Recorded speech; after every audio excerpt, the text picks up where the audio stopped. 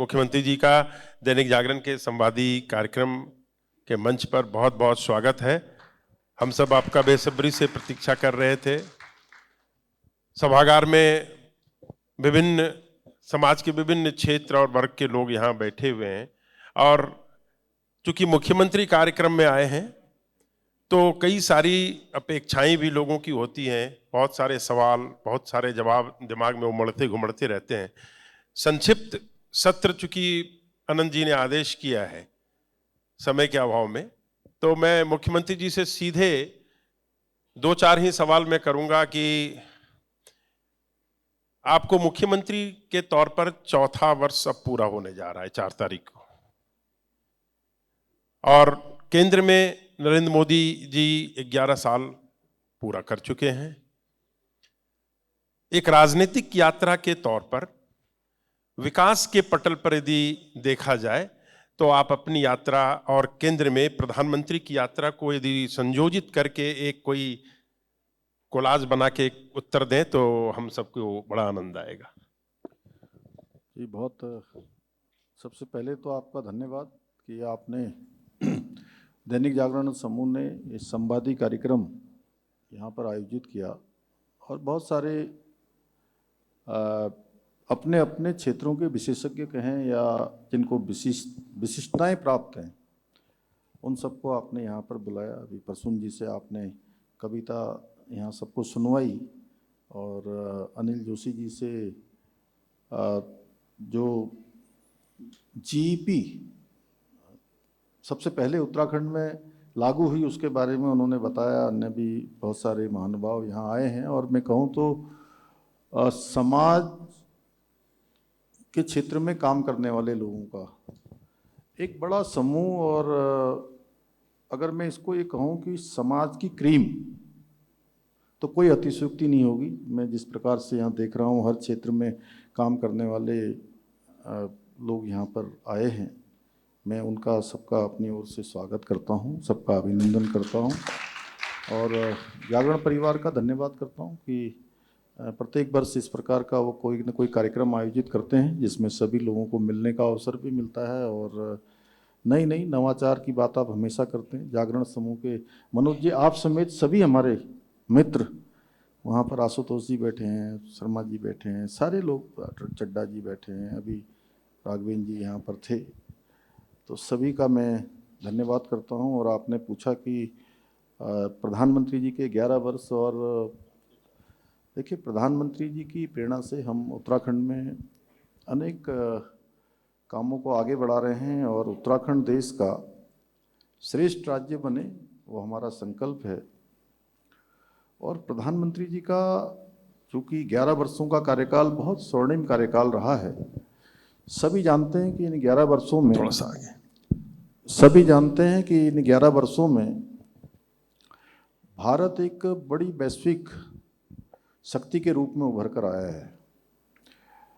जहां हमने, अगर मैं गरीबी की बात करूं तो इस दौरान लगभग 27 करोड़ लोग गरीबी रेखा से बाहर आए हैं। 5 गुना तक की जो है इसमें कमी आई है। भारत दुनिया की चौथी बड़ी अर्थव्यवस्था बना है। अभी अभी ऑपरेशन सिंदूर भारत की सेना ने आदरणीय प्रधानमंत्री श्री नरेंद्र मोदी जी के नेतृत्व में चलाया और 4 दिनों में ही पाकिस्तान को घुटने के बल लाकर खड़ा कर दिया, उनको छोड़ दिया। इसका परिणाम हुआ कि 4 दिनों में ही वो उनको संधि के लिए भीख मांगनी पड़ी। और उसमें जो सबसे बड़ी बात है आत्मनिर्भर भारत, विकसित भारत का संकल्प, और जो भारत में निर्मित स्वदेशी रक्षा के उपकरण, आकाश मिसाइल, हमारी ब्रह्मोस मिसाइल, इन्होंने जिस प्रकार से पाकिस्तान के आतंकी इलाकों को, आतंकी अड्डों को नष्ट करने का काम किया, तबाही मचाई, ये पूरी दुनिया ने देखा। आज पूरी दुनिया के अंदर भारत का डंका बज रहा है। और चूँकि सत्र बहुत संक्षिप्त है, आप कहेंगे तो मैं इसमें कई घंटों बोल सकता हूँ, और लेकिन उसके बावजूद भी अभी प्रसून जी ने कहा कि रोड बहुत अच्छी बन गई है। आप लोगों को तो आने वाले टाइम में दिल्ली से जब देहरादून आएंगे तो आप हवाई टिकट लेंगे ही नहीं, क्योंकि कुछ ही महीनों में दिल्ली देहरादून एलिवेटेड सड़क का काम पूरा होने वाला है और 2.5 घंटे के लगभग में दिल्ली से देहरादून, देहरादून से दिल्ली की यात्रा पूरी हो जाएगी। 4 धाम ऑल वेदर रोडें जिस प्रकार से बनी हैं, चाहे वो आज हमारी 4 धाम की यात्रा हो या आदि कैलाश यात्रा, और इस वर्ष कैलाश मानसरोवर यात्रा फिर से कोविड के बाद 5 सालों के बाद फिर से प्रारंभ हो रही है।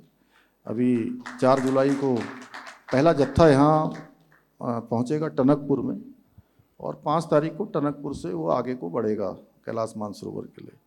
और इतना अच्छा है, अभी ये मनु जी का नाम आप लोग ले रहे थे, वहाँ से उनको बुलाया भी आपने, कुछ बोलने के लिए कहते तो थोड़ा बोलते भी हो।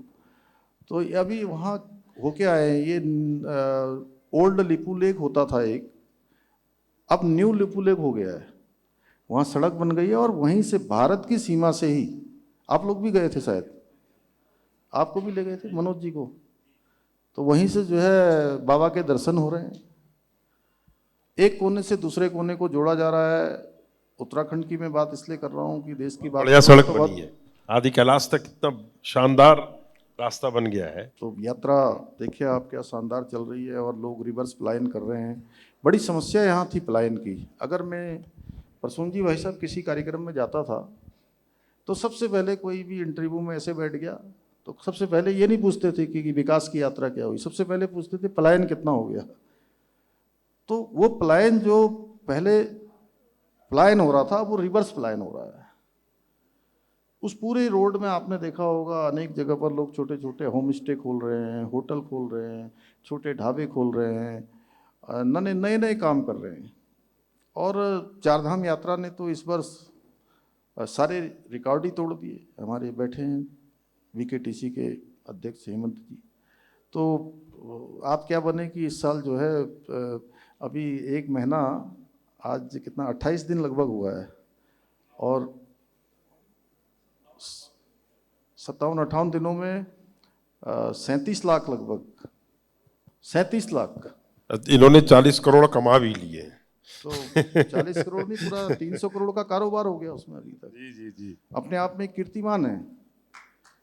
और ये सब प्रधानमंत्री जी के मार्गदर्शन में, उनकी प्रेरणा से जो काम हुए हैं राज्य के अंदर, डबल इंजन का, ये मैं गिना रहा हूँ। देखिए देहरादून में एक डैम है सौंग डैम, जिसका नाम बहुत पहले से लोग कह रहे थे कि सौंग डैम बनेगा, सौंग डैम बनेगा। सुरेंद्र जी बैठे हैं भाई साहब हमारे, तो सौंग डैम कई सालों से प्रतीक्षा में था कि बनेगा। उसको स्वीकृति नहीं मिलती थी भारत सरकार से, उसको स्वीकृति मिल गई, उसका काम शुरू हो गया और जब वो बनकर तैयार हो जाएगा तो 2053 तक जो है अब देहरादून में कोई पानी का संकट नहीं होने वाला, पेयजल का। ऐसे ही हल्द्वानी में जो आपका दूसरा संपादकीय कार्यालय वहाँ भी है ना एक, जी जी जी जी, तो जी, तो वो वहाँ पर एक डैम है जिसका आज आप लोगों ने फोटो छापा है मेरा, जमरानी डैम, जमरानी बांध। और मुझे तो लगभग 30-35 साल में कह सकता हूँ कि राजनीतिक सामाजिक क्षेत्र में, विद्यार्थी जीवन में, इसमें काम करना जब मैंने शुरू किया तब मैं सुनता था कि तराई भाबर की पानी की समस्या का समाधान होगा। तराई और भाबर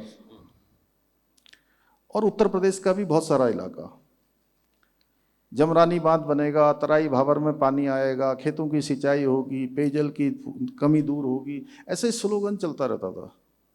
और 35-40 साल से तो मैं ही सुन रहा हूँ।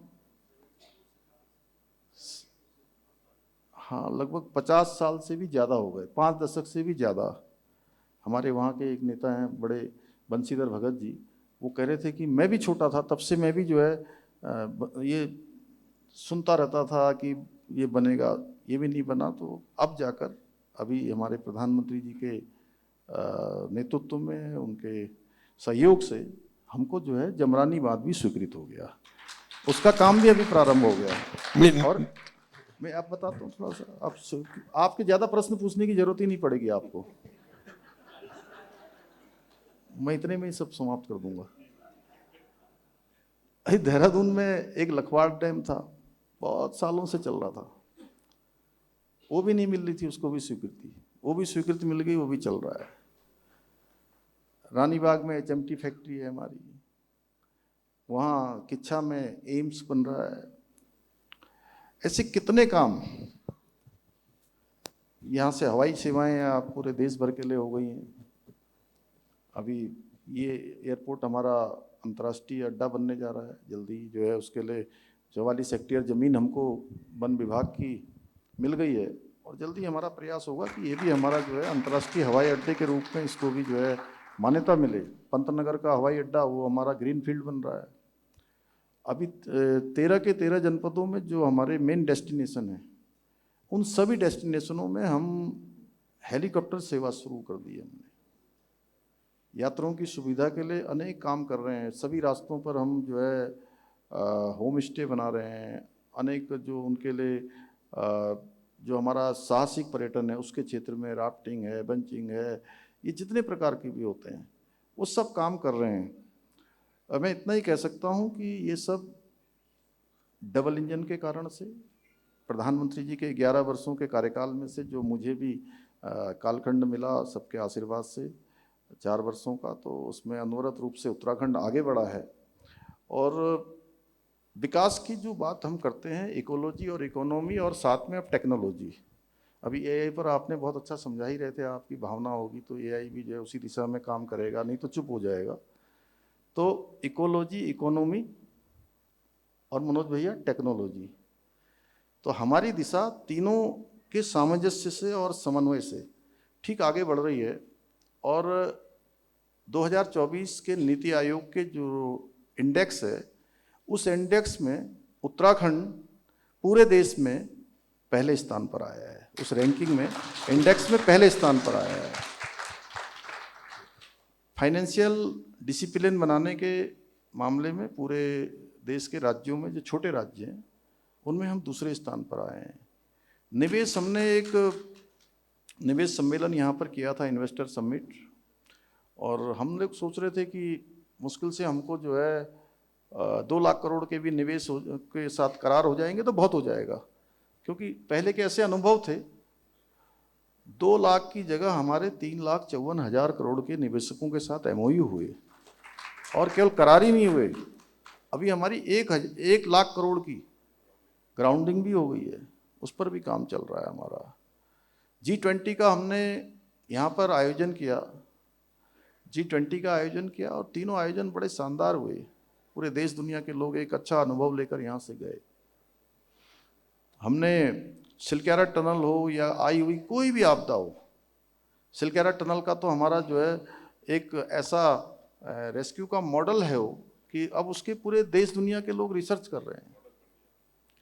और अभी हमने इसी वर्ष 38वें राष्ट्रीय खेलों का आयोजन करा, उसकी हमको मेजबानी मिली, और वो आयोजन भी हमारा सबके आशीर्वाद से शानदार आयोजन बना। और शानदार आयोजन के साथ साथ देवभूमि, खेल भूमि की ओर भी अग्रसर हुई। नकल का कानून हमने बनाया। नकल के कानून को बनाने के बाद अभी लगभग 24,000 नियुक्तियां हम अभी तक संपन्न कर चुके हैं। पहले राज्य में हर एक दिन, मुझे लगता है ये सब आप पूछते मेरे से अभी। जी ये सब सवाल है मेरा। हाँ? तो मैंने कहा अब अगर पूछना हो तो आप पूछ सकते हैं कुछ और। मैंने सोचा कि छोड़ा, मैंने कहा पूछने की कुछ जरूरत ही नहीं पड़ेगी। वो बिल्कुल, सवाल तो बहुत सारे हैं। जैसे मोदी जी से भी, मोदी जी की बात हो रही थी कि डबल इंजन की सरकार से उत्तराखंड का विकास तेजी से आगे बढ़ रहा है। तो जैसे मोदी जी ने कई अकल्पनीय और मतलब जिनको ये बारे में सोचा नहीं जा रहा था, लगता नहीं था कि संभव हो पाएगा निकट भविष्य में, जैसे राम मंदिर है, धारा 370 है, 3 तलाक है। अब ये सरगोधा में घुस के बम मारना आज से 10 साल पहले तो इंडियन इस्टेब्लिशमेंट में शायद सोच में भी नहीं थी कि हम पाकिस्तान में घुस के पेनिट्रेट करेंगे, बम गिराएंगे, आतंकवादी अड्डे खत्म करेंगे।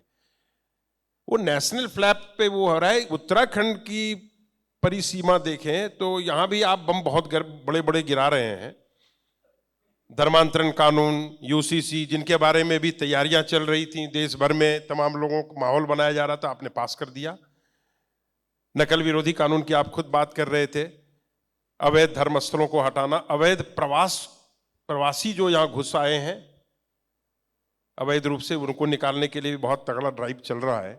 भ्रष्टाचार को लेकर खास करके बहुत ज्यादा इंटॉलरेंस दिखने को मिल रहा है अभी, क्योंकि पिछले कुछ महीनों में देखा जा रहा है कि अनप्रेसिडेंट एक कार्रवाई होती है। मुझे मंच से कहना चाहिए कि डीएम तक सस्पेंड किए जा रहे हैं, तो एक बढ़िया मॉडल है। अब अगला सवाल इसी में से है, मोदी जी का रूप एक दूसरी तरह से यहां दिख रहा है, धाकड़ धामी का अगला बम कहां गिरेगा? कुछ है अगला बम्बार्ड कहाँ करेंगे? किस चीज पे, थोड़ा सा इस पे यदि करें तो फिर हम लोग अब दूसरे प्रश्न की ओर जाएंगे। देखिए, मैंने पहले ही कहा कि मैंने कभी भी कोई प्रसिद्धि पाने के लिए या कभी भी जो है अपनी व्यक्तिगत प्रचार की दृष्टि से कभी इस प्रकार का मैंने सोचा नहीं। और बचपन से मैं, क्योंकि बहुत सामान्य परिवार में पैदा हुआ हूँ मैं, और जीवन की जो एक सामान्य नवयुवक को, सामान्य परिवार में पैदा होने वाले को जिन जिन चुनौतियों का सामना करना पड़ता है वो सारा मैंने देखा। क्योंकि मैं एक सैनिक का बेटा हूँ, तो मैंने कभी भी मनोज जी जीवन में ये नहीं सोचा कि मुझे कुछ बनना है। मैंने हमेशा ये सोचा कि मुझे कुछ करना है। और आज भी मैं ये सोचता हूँ कि मेरा उत्तराखंड देश का सर्वश्रेष्ठ राज्यों में से एक राज्य बने। उसके लिए जो जरूरी होगा, उसके लिए अगर कहीं पर आप कह रहे हैं बम गिराना पड़ेगा फैसलों का बम। हाँ, फैसलों का देखिए, फैसले लेने में कभी हम हिचकते नहीं हैं। और क्योंकि बातचीत करने में जरूर सौम्यता होनी चाहिए, शिष्टाचार होना चाहिए, संस्कार होना चाहिए, लेकिन अगर फैसले लेने हैं तो कड़क भी लेने में कभी भी पीछे नहीं हटना चाहिए। ये मेरा बहुत ऐसा सारे मानना लोग कहते भी हैं कि चेहरा, मुख्यमंत्री जी का चेहरा सौम्य है, शांत है, और अंदर में शायद गोला भरा हुआ है बारूद का, जैसे फैसले लेते हैं आप। तो वाकई ये बहुत देश के लिए, अन्य राज्यों के लिए, मुख्यमंत्रियों के लिए कहीं ना कहीं पथ प्रदर्शक की भूमिका निभाता है। सेशन में बहुत सारे सवाल जो मुझे करने थे, आपने एक ही सवाल में सबको समेटने का प्रयास किया है। सबकी इच्छा है, प्रसून जी बैठे हुए हैं, साहित्य के हमारे मर्मज्ञ हैं, तमाम लोगों की इच्छा है कि आपका राजनीतिक रूप रंग सब हम लोग रोज देखते हैं, सामाजिक चेहरा भी आपका है बिल्कुल। आप बड़े सहृदय हैं, समाज में छोटे से बड़े, जैसे भी आप लोग अभी गैरसन गए हुए थे वहाँ योग करने के लिए, तो आपने सड़क पे निकल के आम लोगों से बातचीत भी की।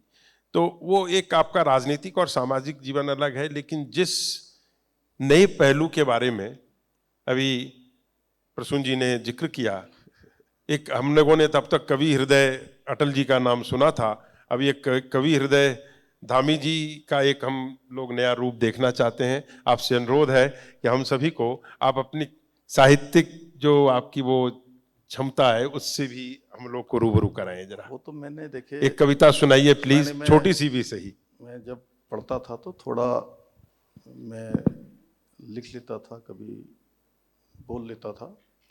तो प्रसून जी ऐसे संयोग से आ गए और आपसे सच में बड़ी प्रेरणा मिलती है। और बहुत सारी ऐसी बातें हैं जो मैं यहाँ से कह भी नहीं सकता आपके बारे में। हमारे जो, तो आपने मुझे वैसे करते करते मैंने उनको कहा कि एक कविता मैंने भी एक समय में मैंने लिखी थी, तो आपने कहा सुनाओ जरा मुझे, बल्कि उस समय रिकॉर्ड भी हो गई थी। तो मैं 2 लाइन उसकी सुना देता हूँ। मुझसे जाते समय कह रहे थे मैंने परेशानी में तो नहीं डाल दिया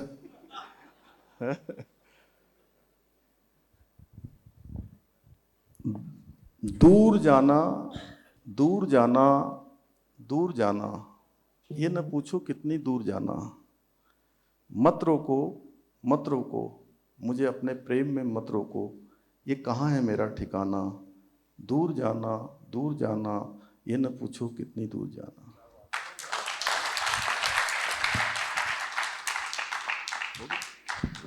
आखिर में ये आखिरी प्रश्न है कि दैनिक जागरण के संवादी मंच से आप देहरादून के तमाम विद्वान प्रबुद्ध श्रोताओं के लिए कुछ संदेश दैनिक जागरण के संवादी कार्यक्रम को आपका आशीर्वाद मिला है और हमारी यात्रा देहरादून में अब इस यात्रा को हम और आगे ले जाएंगे।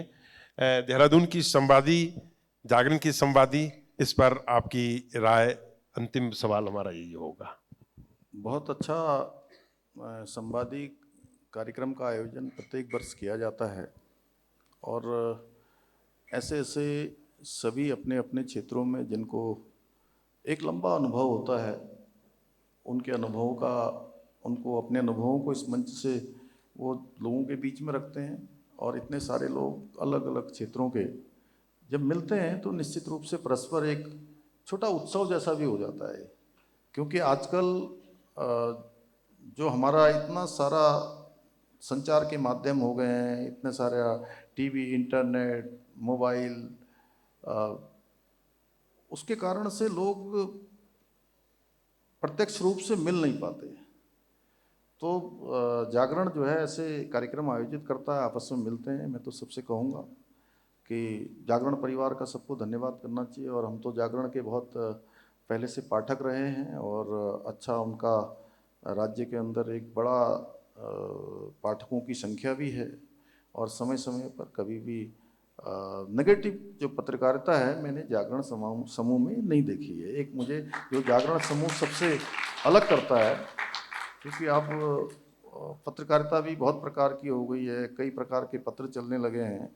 ऐसे समय में भी जागरण ने अपनी जो पॉजिटिविटी है, एक सकारात्मकता है, पॉजिटिविटी को बना के रखा है। निश्चित रूप से लोगों को प्रेरित करने का भी काम करता है और जो समसामयिक विषय हैं उन विषयों को लगातार आपकी पूरी टीम राज्य के अंदर कठिन परिस्थितियों में, कठिन स्थितियों में काम करती है और पत्रकारिता के क्षेत्र में आज हमारे बीच में आप ही की सबके बीच से विकास धोलिया जी, जिनका अचानक देहांत हो गया। मैं सच बताऊं तो आज मैं जब यहाँ आ रहा था तो मुझे उनकी बड़ी याद आ रही थी, क्योंकि पिछली बार जब मैं यहाँ कार्यक्रम में आया था तो विकास जी और कुशल जी मुझे पहले निमंत्रण देने के लिए आए थे, उस समय बताने के लिए आए थे। तो इतना मतलब कितना जीवन कठिन होता है, लेकिन उसके बावजूद भी उनकी लेखनी लगातार चलती रहती है। इसलिए मैं आज के इस मंच से मैं विकास जी को भी अपनी बहुत श्रद्धांजलि देता हूँ। उनसे बड़ी मित्रता थी हमारी, 25 सालों का संबंध भी था और आप जैसे जो सारे लोग जागरण समूह को आगे बढ़ाते हैं, लोगों की समस्याओं को लगातार उठाते हैं, लगातार लिखते हैं और उनका समाधान भी करते हैं। समालोचना पर भी जो है आप लोगों का काम चलता है। तो मैं एक बार फिर से इस आयोजन के लिए, संवादी कार्यक्रम के लिए आप समेत सभी का धन्यवाद करता हूं और सबको शुभकामनाएं देता हूं और अपनी बात यहीं पर समाप्त करता हूं। धन्यवाद। धन्यवाद। दैनिक जागरण संवादी के मंच और देहरादून की इस प्रबुद्ध जनता की ओर से आपको बहुत बहुत धन्यवाद।